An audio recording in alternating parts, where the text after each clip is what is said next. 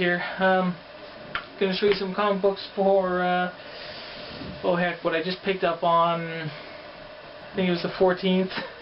May 14th. It was the some May 11th releases, and a couple back issues and whatnot. One of the things you notice too though is this really awesome Green Hornet shirt. I think it was really cool. If you guys can see all that. Check that out, yeah. I actually picked up the Green Hornet movie on DVD for my sister. Her birthday's coming up on the 22nd, so there's a Walmart exclusive with the DVD and a t-shirt. I decided to be greedy and just take the t-shirt for myself. Because it's actually a large size and it wouldn't fit my sister either way. I was going to give this to my wife too, but the package doesn't indicate what size of t-shirt it is. So, although, you know, for a guy it'd fit, but, you know, it wouldn't fit my wife. You know, if you get what I'm saying. So anyway, so I get the t-shirt and I think it's pretty cool. What you see behind me here too, this poster, you know, it's got a button on the side, batteries and whatever, I don't know what you call it, is this light up poster. That was given to me years ago by my mother for her birthday, and I was over there and I'm cleaning out a bunch of stuff actually from my mom's basement. So this is one of the things that I picked up and thought I'd show you guys, and it is kind of neat. It's a good saying, and I believe it is an Ultimate Spider-Man picture, so that's kind of neat. So now let's get on to the comic books. I've only read a couple of them. That's Logan's right there. What do you want? What? No, Daddy. You want to come help me show books? Yeah. Okay, hold on. Sit down with me. Okay. Yeah. Okay. So here, say hello to all the YouTube folks. Say hello. Say hello. Yeah, what am I doing? He knows how to say hello. Okay. Show them this comic book. Show it to them. Yeah, there we go. So that is Journey into Mystery. Which one is it? 623? 623, okay. It's a Fear Itself tie-in. And it looks like, you know, with Fear Itself, the story, and also the change of Thor into Journey into Mystery, I believe it's actually had increase in sales. So that's pretty cool. Nice cover, isn't it? Isn't that nice? That's pretty cool. I haven't read this one yet. Whoa, isn't that cool? That's Spider-Man.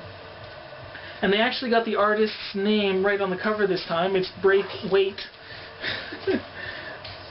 That's cool. What are you doing? Isn't that pretty cool? Is that Spider-Man? Okay, whoops. Now you gotta show them this one. I know you're distracted by it, aren't you? Show them the cover. Show them the cover. Okay, this was a back issue from a couple of weeks ago, I think it was. Uncanny X-Force, issue number 9. I finally found it in the store, the comic shop I went to. Again, I went to a couple of the stores on 97th Ave to pick these up, so yeah, Uncanny X-Force is pretty good. Nice looking cover there. Show them this one. Okay, daken. What do we got? Number 9. This, I believe, is the conclusion. Yep, show them there. Yeah. The conclusion to the crossover between X-23 and daken.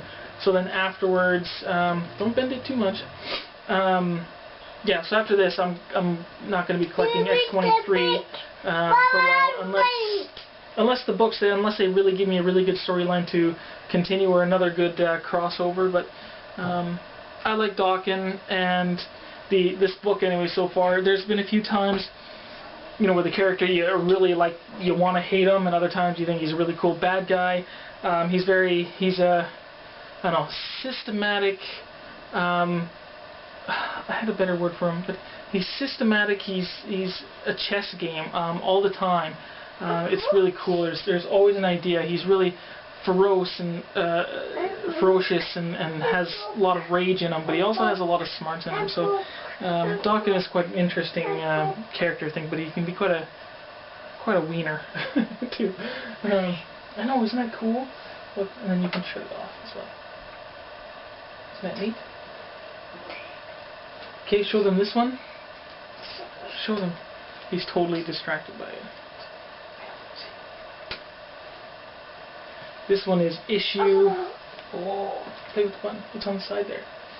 Issue number 11 of X-Men. I don't know about the cover.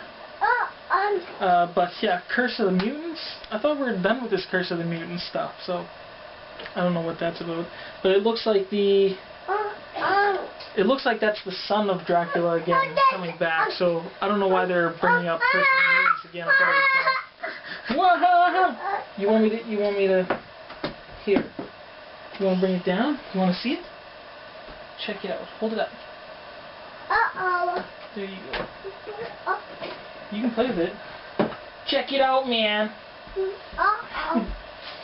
Okay, here's issue 660 of Amazing Spider-Man.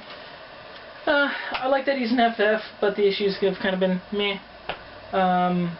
You know, they're just there for me. But this is Infested: The Road to Spider Island. So this new storyline, I don't know how that's going to be cool and exactly what it's about. I really haven't been reading the solicits or anything like that, but you know, kind of a sort of big event for Spider-Man coming up. What is that? This is a really nice cover. This is a cover by Braithwaite too, as well, I believe. That is an awesome cover, I think. His artwork is really cool, and the coloring on them are really great. But Incredible Hulk 628, War of the Banners, and I guess this is, you know, still, you know, going at it in their marital dispute between Betty and Bruce. I think this storyline is pretty cool. I kind of like that. We have an issue of Spawn 207, nice cover by Szymon Kudranski. It's kind of hard to say his name, but this Spawn title, I've always recommended Spawn. It's been pretty cool. Some, you know, issues have been kind of slow here and there, but actually since 201, this has been really great. I mean, the new direction of Spawn has just been amazing, and you know, I think one of the best superhero-esque. Yeah, we're gonna show them that too. Superhero-esque horror comics. We're gonna show them that. I'm gonna get to that. I got two more comics, and then I'm gonna show them this. Okay.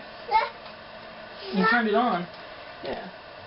And we have here issue, or not issue, but a one-shot called Being Human, Hellboy, Being Human.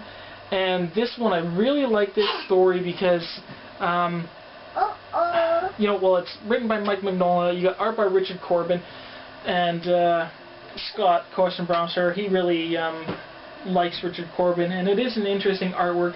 His artwork really fits, you know, sci-fi. Okay, we'll put that back up. It fits sci-fi. Well, don't give it to me then, if you want to look at it. But yeah, Richard Corbin's artwork really fits sci-fi and mysteries and ghost stories. And I think it's kind of does look a little bit like Mike Mignola's artwork, but it's a little softer around the edges, a little more rounded out, but actually has a lot more texture than Mignola's artwork. But really good, it fits. But the story takes place in the year 2000, and a story with Roger, the homunculus, which did become one of my favorites in the BPRD Hellboy universe, and I love Roger. And usually in the Dark Horse Hellboy universe, repercussions, you know, they happen and they stay that way usually. When there is a death of somebody, it just happens and that's the way it is. Not like a lot of superhero comics where somebody dead can usually come back. So Roger has been really missed, and this is one of the characters that I really wish would come back though. And so this early story with him, and it goes through a story where an old kind of no, leave those there. Okay, go back out. You want to take those up? Okay. He's helpful until he starts pulling comic books out everywhere. Okay, so yeah, so this old African-American woman, she's going to this one place that all the kids in the area used to say were haunted. And anyway, she was getting this family that was already passed, the father and brothers, I think one sister, I think it was, if I remember correctly. Anyway, she was tormenting them after their death even, and because this old lady had been wronged, and this old, I don't know, house, you know, they had slaves or African American helpers, and the guy had an affair, I guess, with the this kind of witch voodoo lady's mother. So this guy actually had a daughter with one of his like slave helpers, and she's trying to, I don't know, make him pay for wronging the family and whatnot. And so Roger and Hellboy have to stop this witch lady, and Roger has to fight a like a zombie, voodoo zombie thing that this lady resurrected. That was really cool. And Roger's actually the one who stopped the lady at the end, and they go through some of the things about being human. And Roger says that he's not human, and he says that Hellboy is you know, something more, especially after there was one point where the lady put some kind of like voodoo hand in front of the door that was actually to stop humans from moving, I guess, but Roger could move, but Hellboy couldn't. So Roger was like, well, you're something a little bit more than you actually are, and Hellboy's like, well, we'll talk about that later. And so that goes back to Hellboy's origin. But I thought this story was really cool, and the morals that Roger has, he's very, you know, an innocent, but, and I don't know, him trying to understand being human is really cool. I miss him so much. This was one of the first reads that I had when I picked up my stack here. It is just really, really awesome. I will always recommend Hellboy and BPRT. So, yeah, I don't know if I can say any more on that, but just really cool. Pick up Hellboy, pick up Being Human. It is really cool. So let's move on. Something that you wouldn't normally see in my stack, but this is something I saw a couple of reviews on and thought, it's probably going to be good enough to pick up on. I was going to pass on it because really I don't have much money to be picking up another event comic. But also, I was also urged by Dr. Comics to pick this up. So I did break down when I was at the comic shop and pick it up because it was there, it was in front of me. If I ordered these online, I probably wouldn't have got it. But the comic that I picked up was Flashpoint. Pretty cool cover, I gotta say that. But I think a lot of Flash covers, if you want to really make a classic or epic cover, it's always, or a splash page, it's always this pose for Flash. I think it's really cool, but not very original to me. But the artwork by Andy Kubert is really good. Jeff Johns writing. I haven't really read a whole heck of a lot of Jeff Johns, but he definitely gets a lot of praise. And so the writing is good, but for me, who's not really into DC, I like a lot of the characters, but don't just collect a lot of these stuff. And I know just enough to maybe get by and you know, enjoy what's happening in the stories. But this one, it's setting up for the Flashpoint thing, and it's all kind of confusing to me, and it just throws you into the story. You know what's happening, and you know you got tons of questions, and you don't know what's what yet. It's not much of a setup. You're just tossed in the middle.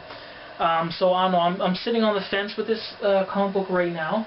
I hope it turns out well, because I have read issue 1 of the new Flash series. That's all I read, and that was super good.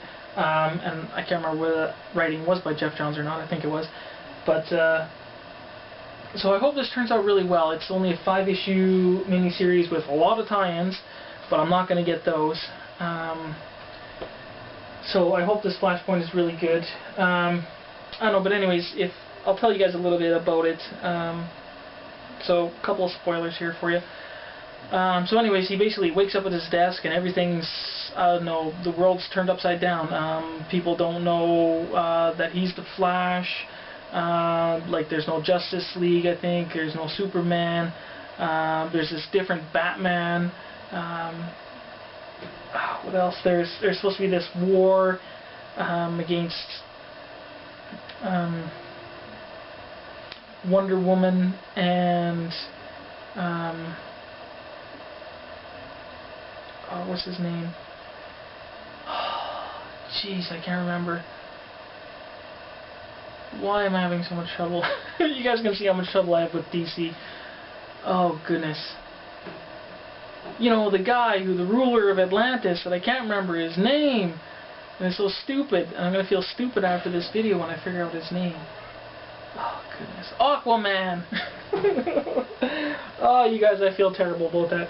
Okay, Aquaman and Wonder Woman, they're supposed to be trying to take over territories and stuff like that, and you get a group of Cyborg and a bunch of other persons there pull into a group and try to vote on how to handle this kind of situation, and they go to this Batman and they ask him to help with the vote on what they're going to do, and basically this Batman here blows them all off. And goes on his way, and then I think right at the end I'll tell you the big spoiler or whatever. Oh, by the way, I do like the paper, this thicker gloss cover for event comics. I think is really cool. Let's see. So what happens? Yeah, okay, so anyways, you know, Barry here, he's, you know, figuring out all this stuff is all wrong, what is happening. He's the only one that knows something is, you know, things are all wrong. So he ends up going to see this Batman in his cave, and he doesn't even know who he is. And then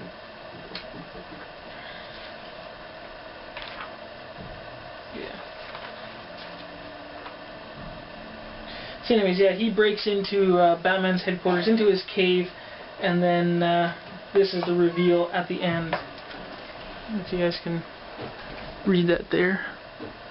Whoa, where am I going? There we go. Back that up. It says, "You're Thomas Wayne." So, I don't know, like I say, the whole story, it was good. I can't really say anything bad about it. I'm sitting on the fence with the story. I hope it does turn out. And only for 5 issues. I don't know. I can find a few extra bucks and maybe get the rest of these. Just the Flashpoint, none of the tie-ins. So I don't know.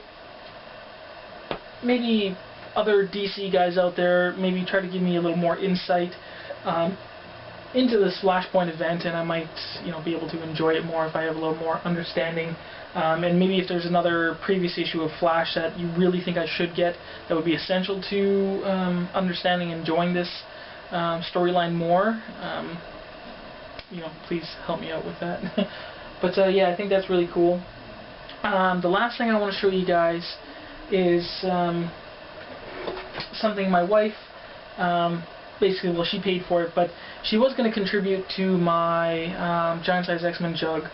But while we were in the city and we went to Walmart, I saw something that was really cool that I've actually had on my eBay watch list, or trying to find it here and there every once in a while, a figure set that I've wanted for a long time, and that would be this right here, the Dark Spider-Man, Dark Wolverine set. I've never seen the Dark Wolverine in an individual packaging before.